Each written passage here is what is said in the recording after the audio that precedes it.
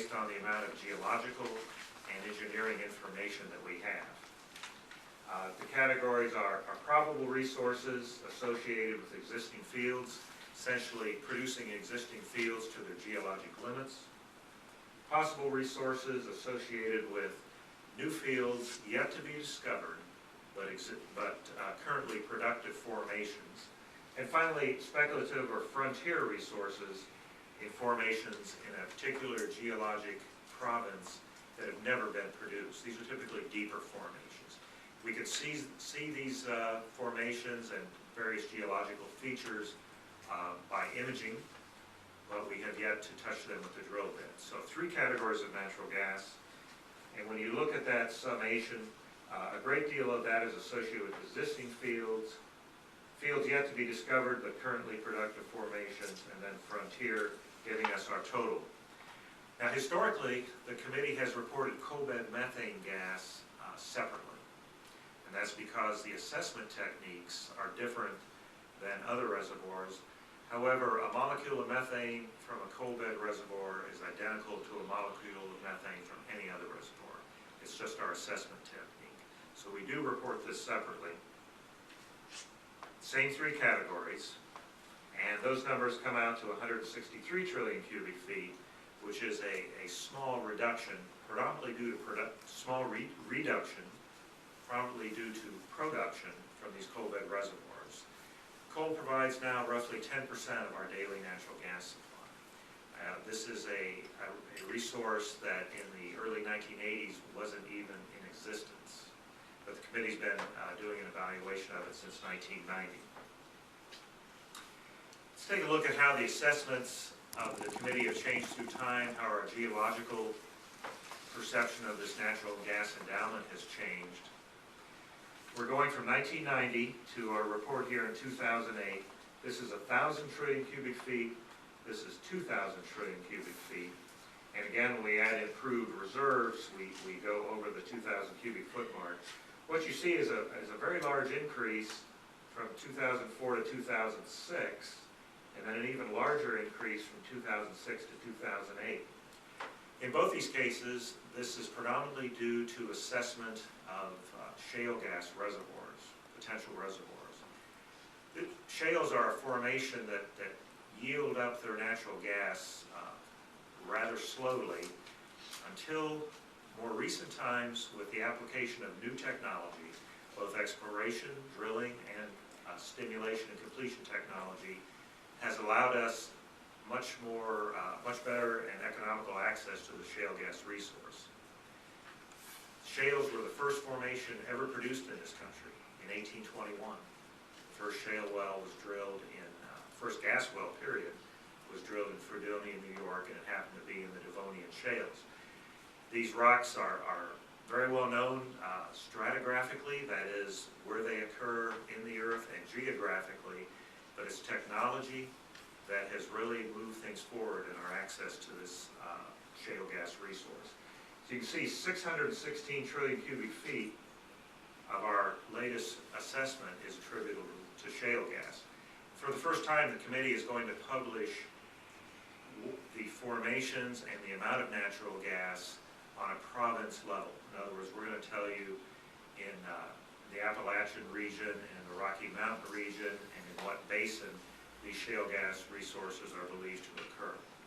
So now we are reporting not only coal beds separately, but essentially shale gas separately. Shale gas has become a very important component of our natural gas supply.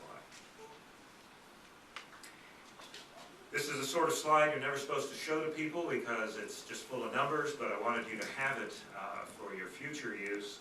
And what we see here is for various areas of the country that are divided up based on the geological characteristics, from the Gulf Coast all the way to Alaska, we have reservoirs other than coal bed reservoirs, total potential, and then more importantly, the percent of the region, that the percent of the United States that particular region occupies as far as the resource base. And what you see is there's a sort of a dead heat between the Gulf Coast and the Rocky Mountains now, each having greater than a fourth of the United States potential gas resources left. That's followed by the Atlantic and then the mid-continent. And a lot of these are shale plays. This is the Haynesville, adding to this number, the Manco Shale in the Uinta Basin, the Marcellus Shale that you've heard a great deal about, and then the Fayetteville and Barnett Shales here in the Mid-Continent. Perhaps easier to look at the map of the United States, which shows the breakout of these resources. All resources other than coal are shown in red, and coal is shown in black.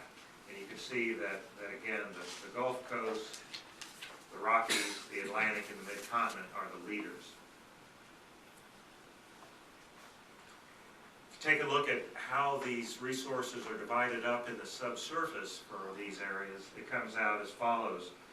These large bars are onshore between 0 and 15,000 feet. And that's important because the deeper you go, the more expensive this gas is to access. So this is showing us that a very large proportion of our assessed natural gas resource base is at depths that are reasonable to drill and certainly accessible with current technology. So the Gulf Coast, Rockies, Atlantic, Mid-Continent. These other bars show deeper gas assessed from 15 to 30,000 feet. This little bar here, shown much larger over here, is coal bed gas. And then finally, the final one is offshore. So this is just the breakout by depth interval and location of the natural gas resources.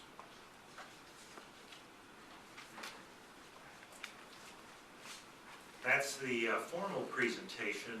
Generally, we can summarize this by saying the news is good as far as the geological endowment of natural gas.